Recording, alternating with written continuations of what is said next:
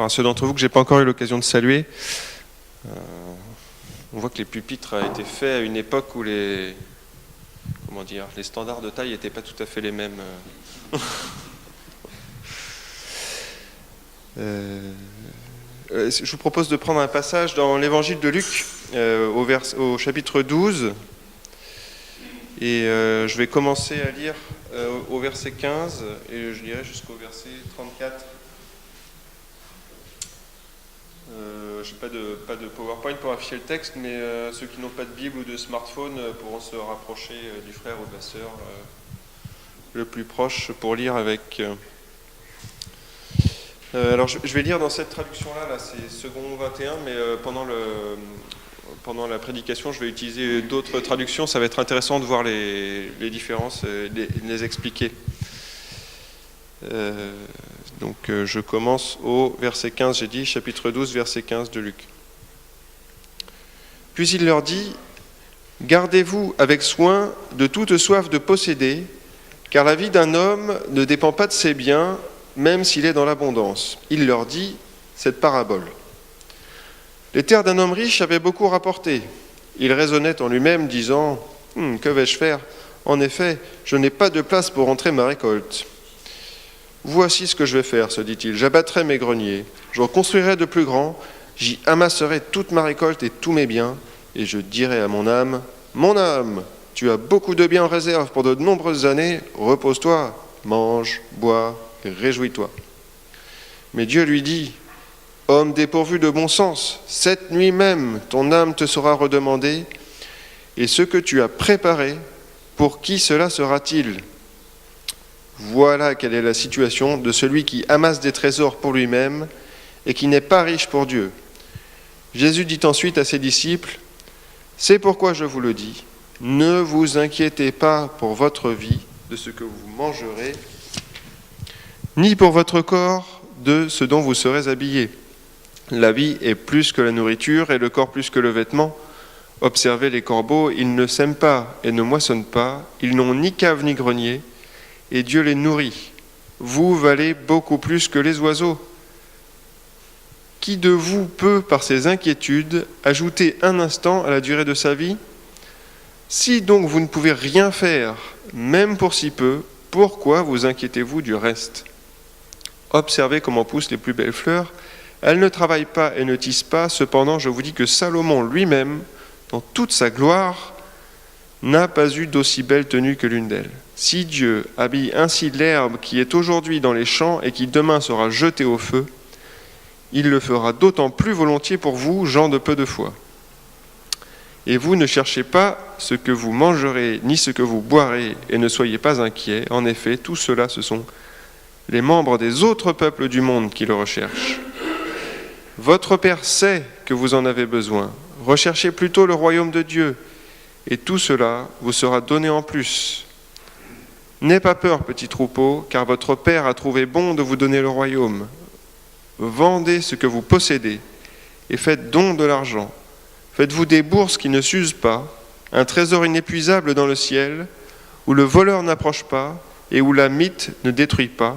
En effet, là où est votre trésor, là aussi sera votre cœur.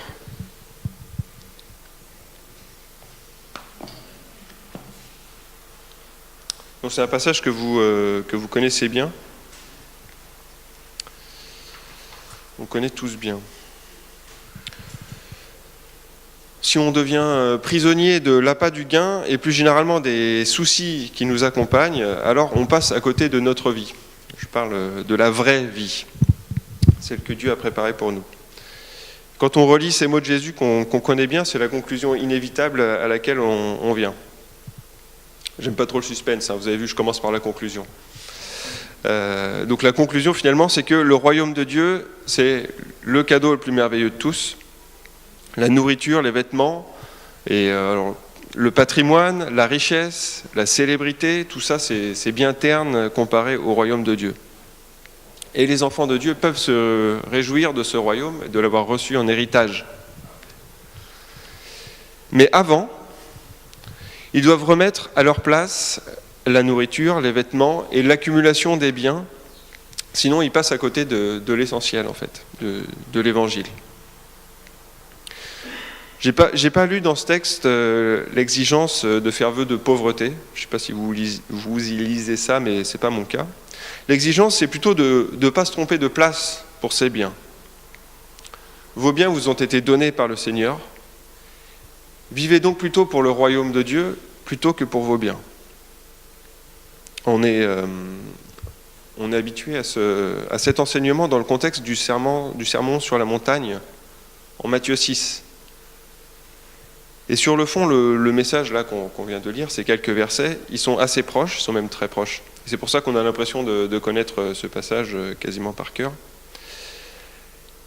Et l'enseignement qu'on retrouve dans l'évangile de Luc, il est pourtant légèrement différent de celui du sermon sur la montagne. Et on suppose qu'il a en fait été rendu à un autre moment que celui de l'évangile de Matthieu.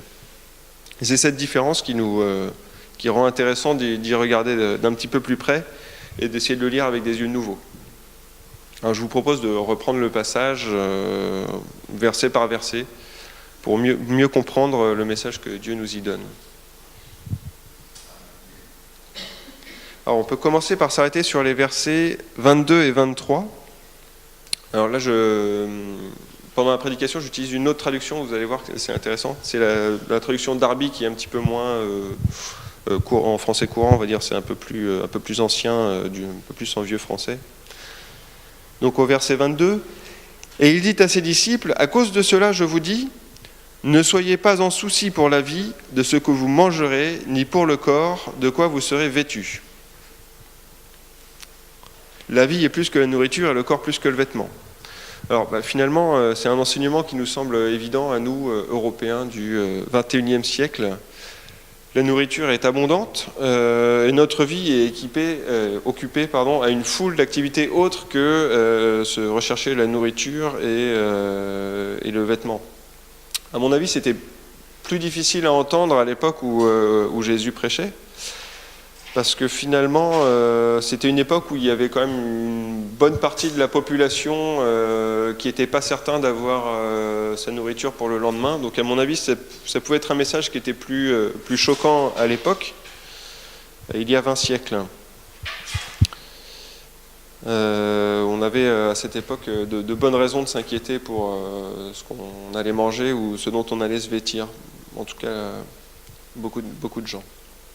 Alors peut-être que si Jésus vivait aujourd'hui, il enseignerait quelque chose de différent. Peut-être qu'il nous dirait que la vie n'est pas faite que d'écrans, de faire les courses, de réseaux sociaux et de comptes en banque. Peut-être que ce serait le message. Des mots que Jésus utilise ici, c'est « ne soyez pas en souci » ou dans d'autres versions « ne vous inquiétez pas ».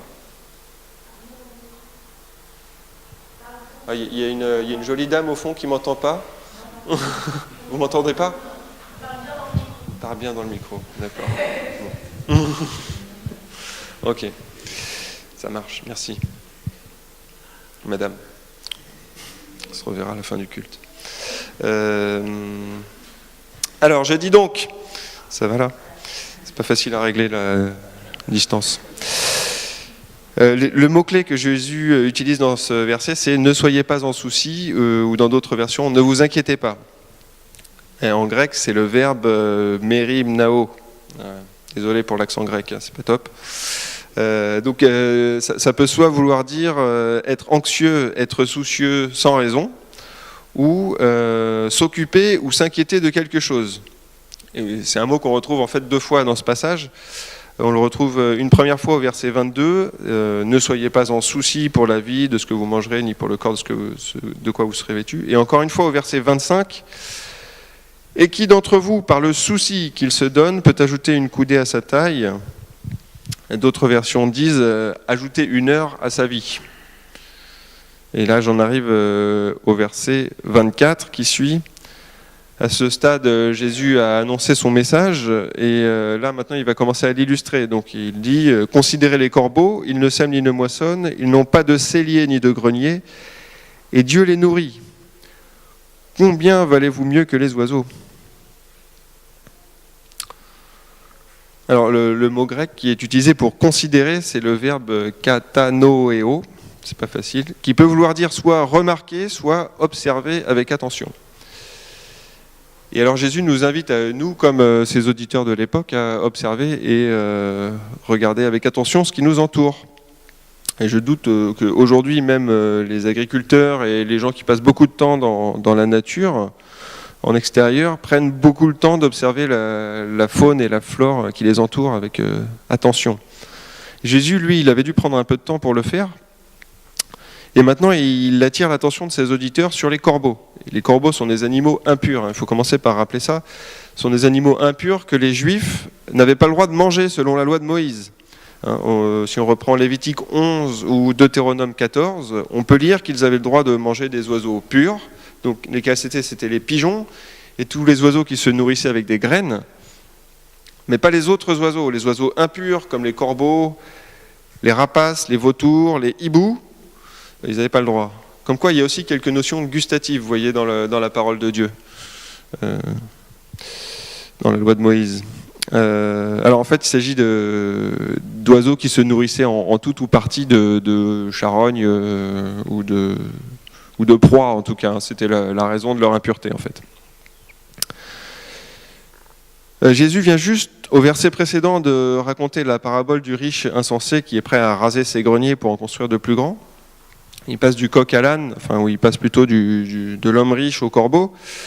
Et les corbeaux qui ne sèment pas, ne moissonnent pas, n'ont pas de grenier ni de cellier de stockage. Et donc, on peut dire que l'homme riche a tous les atouts et le corbeau, lui, n'en a pas beaucoup. Et pourtant, le corbeau, lui, dispose d'un atout encore plus grand, c'est qu'il a Dieu, et Dieu qui pourvoit lui-même ses besoins, malgré son impureté. Et quand on s'inquiète donc de la nourriture, on va laisser Dieu de côté. Et ensuite, Jésus rappelle à ses disciples qu'ils sont beaucoup plus importants que des oiseaux. Jésus dit, en fait, qui peut le plus, peut le moins. C'est-à-dire que si Dieu nourrit même les oiseaux impurs, est-ce qu'il ne pourvoira pas aux besoins des hommes ? Alors, est-ce que ça veut dire pour autant que Dieu remplit une grande mangeoire tous les jours pour les corbeaux, ils n'ont plus qu'à aller picorer dedans, à l'engloutir c'est pas ça qui est écrit en fait. Finalement, les corbeaux, ils passent leur journée à chercher de la nourriture et à l'engloutir. C'est pas forcément une promenade de santé pour eux. Et nous non plus, finalement, on nous promet pas que Dieu va nous dérouler le tapis rouge devant nous. Mais en revanche, ce que Jésus nous dit, c'est que on doit bien s'attendre à ce que Dieu pourvoie à nos besoins.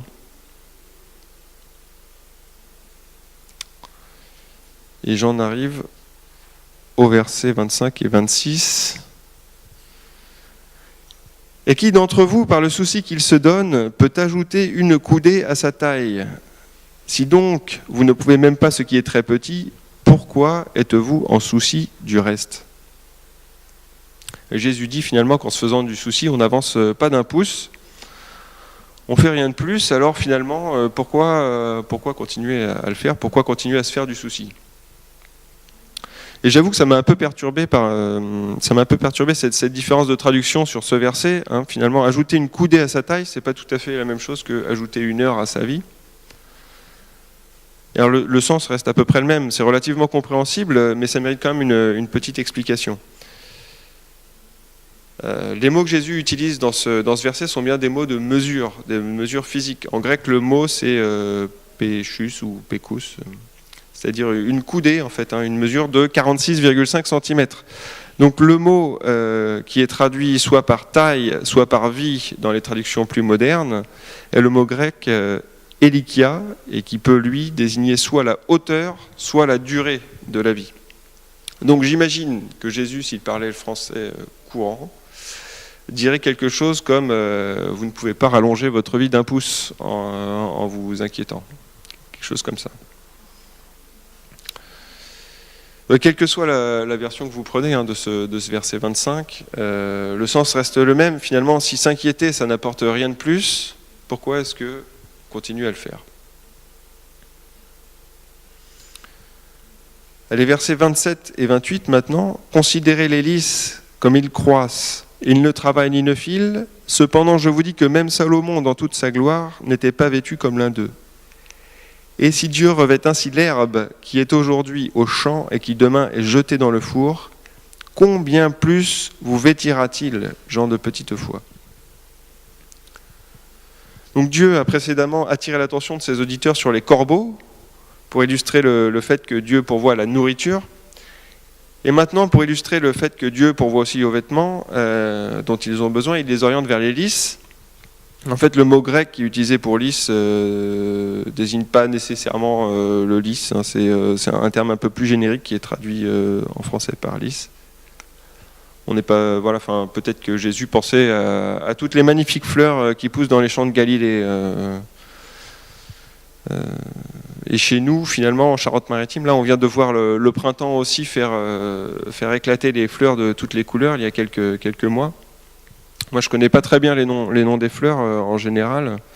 Je suis juste capable de dire que je les trouve jolies. C'est déjà pas mal. Pour les noms, je demande plutôt à Karen en général. Et comme on voit, comme c'est déjà magnifique dans nos jardins et dans nos espaces verts, parfois un peu étriqués dans nos villages, on peut s'imaginer la splendeur du spectacle des fleurs sur les montagnes de Galilée, les champs de Galilée. Et maintenant, faites bien attention à ce que dit Jésus. Les herbes et les fleurs sauvages qui sont destinées au four sont pourtant mieux habillées par Dieu que Salomon, qui était le roi d'Israël le plus riche. On arrive aux versets 29 et 30 et 31. « Et vous, ne recherchez pas ce que vous mangerez ou ce que vous boirez, et n'en soyez pas en peine, car les nations du monde recherchent toutes ces choses, et votre Père sait que vous en avez besoin. Mais recherchez son royaume, et ces choses vous seront données par-dessus. » Alors déjà, une première remarque, c'est que Dieu sait qu'on en a besoin. Donc implicitement, c'est comment est-ce qu'un père qui est riche et qui est bon peut, en regardant son enfant, permettre qu'il n'ait pas de quoi se vêtir et s'habiller. On n'a pas besoin de convaincre Dieu de cette nécessité-là, il en est parfaitement conscient, il la connaît. Et c'est même pas forcément la peine d'inonder les cieux de vos prières à ce sujet. Dieu sait. Peut-être qu'il y a d'autres sujets de prière plus importants.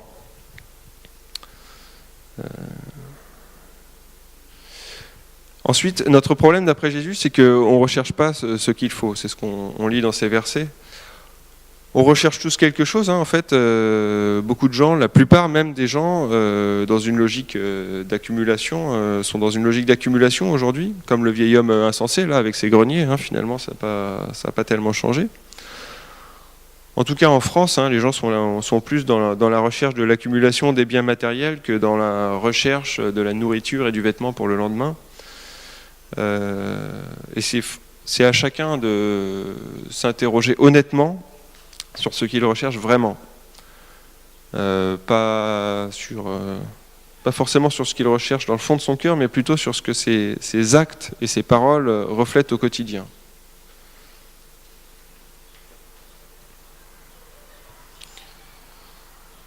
Alors il y a quand même des personnes qui sont en souci de ce qu'ils mangent ou des vêtements, mais le plus souvent, on recherche de quoi payer les factures, ou de quoi payer le loyer, ou de quoi rembourser l'emprunt.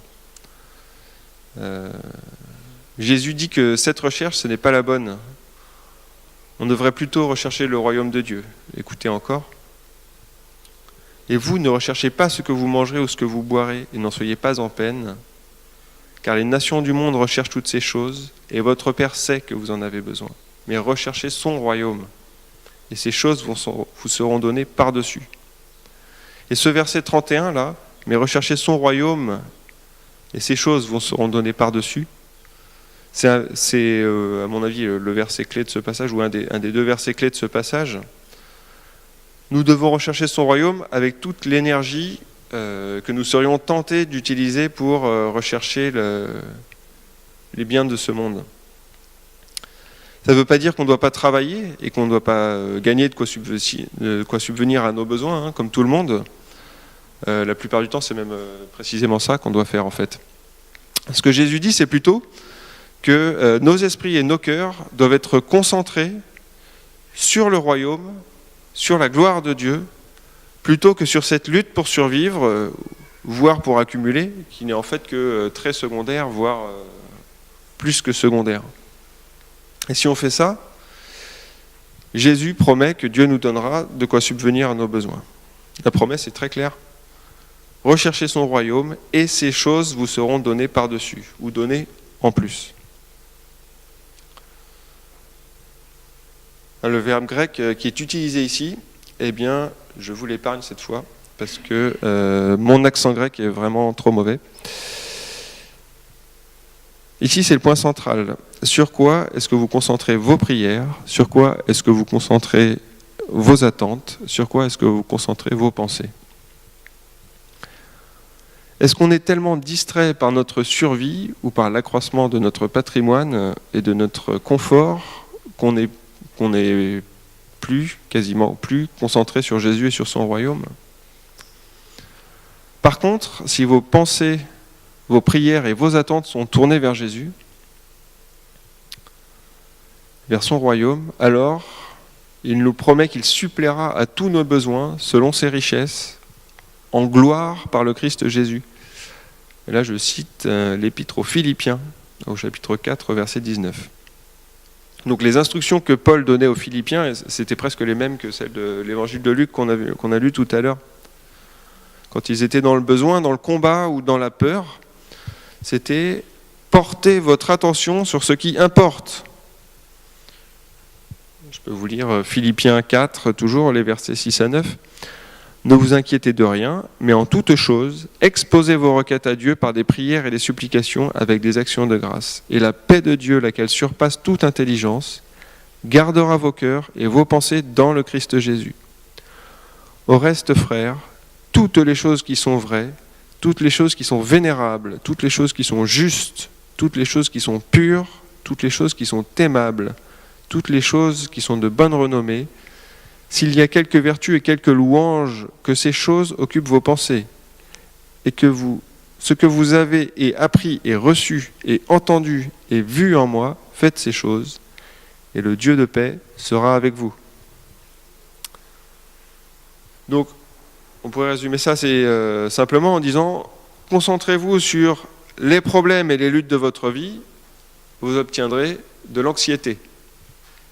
Mais concentrez-vous sur Dieu plutôt, sur ses promesses et sur ses bénédictions, et vous serez inondés de la paix de Dieu.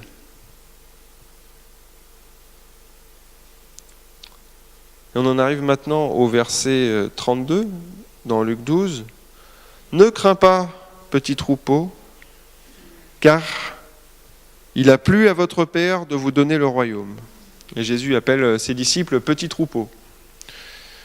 Dans la langue de Jésus, l'araméen, et en grec aussi, le côté petit est une marque d'affection, comme en français d'ailleurs, finalement on aime bien nous aussi tout ce qui est petit.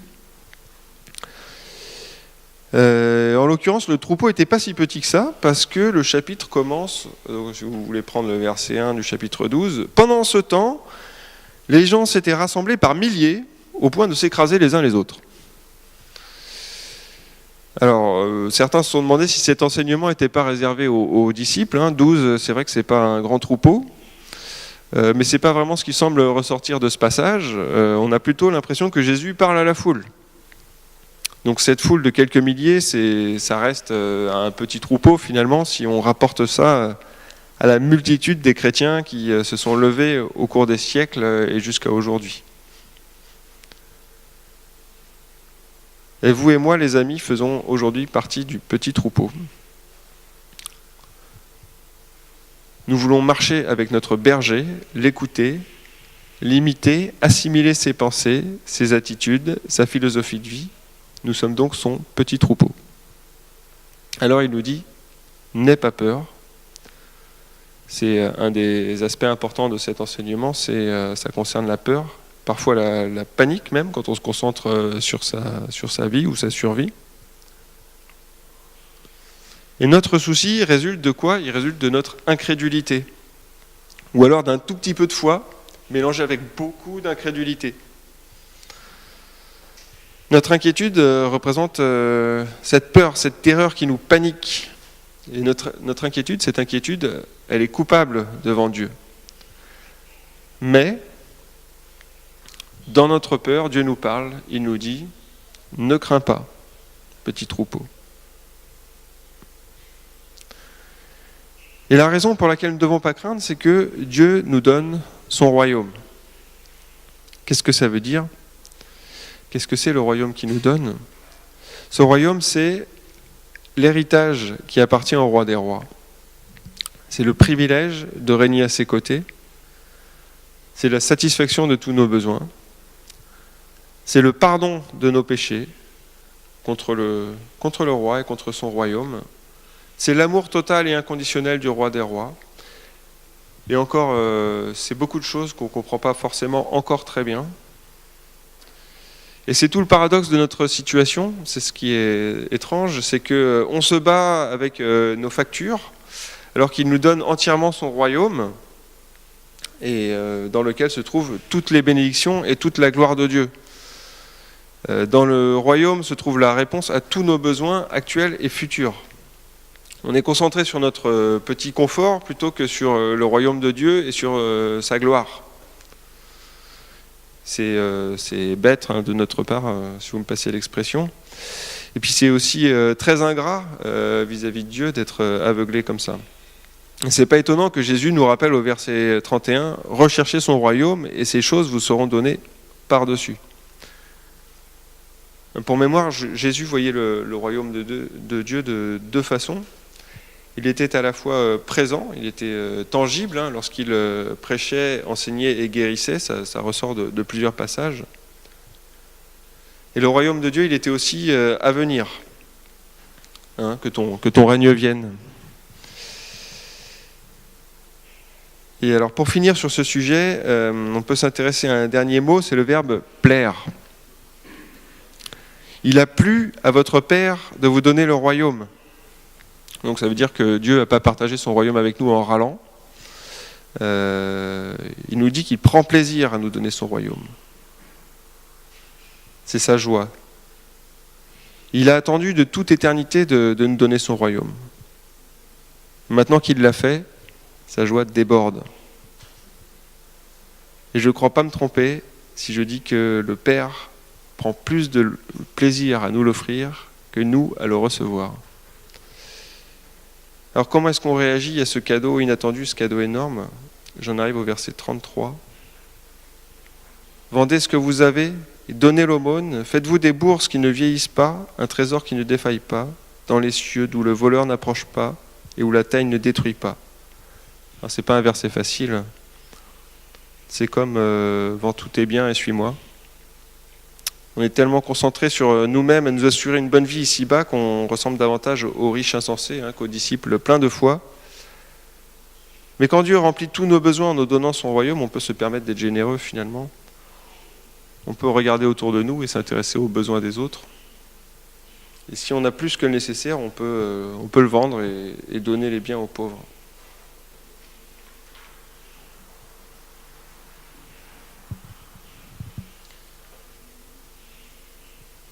Même si ce n'est pas forcément la logique terrestre, c'est la logique divine. Et Jésus nous dit que cela nous rapporte des trésors au paradis. Et si on fait ça, on est riche aux yeux de Dieu, à l'inverse du riche insensé qui avait tout, mais en réalité qui possédait rien. Alors maintenant, vous croyez que vous avez reçu ce royaume ? De quelle manière est-ce que cela modifie votre relation aux choses matérielles ? Quelles sont les conséquences que vous en tirez ? Si ça ne change vraiment rien du tout à votre façon de voir les choses matérielles, peut-être que vous ne croyez pas vraiment avoir reçu le royaume. Et je termine avec le verset 34. « Car là où est votre trésor, là aussi sera votre cœur. » C'est formulé comme une affirmation, c'est la conclusion de Jésus. Mais en fait, cette affirmation, je pense qu'il faut qu'on la prenne comme une question qui nous est posée à chacun d'entre nous. Quel est notre vrai trésor ? Qu'est-ce qui retient notre attention ? Qu'est-ce qui mobilise notre temps ? Qu'est-ce qui est notre priorité ? Est-ce qu'on a accepté l'invitation de Jésus à vivre dans son royaume, où il satisfera tous nos besoins de notre corps, pensée, âme et esprit? Alors je vous le demande à nouveau, où est votre trésor? Où est ton trésor, mon ami, mon frère, ma sœur? Je vais prier si vous voulez.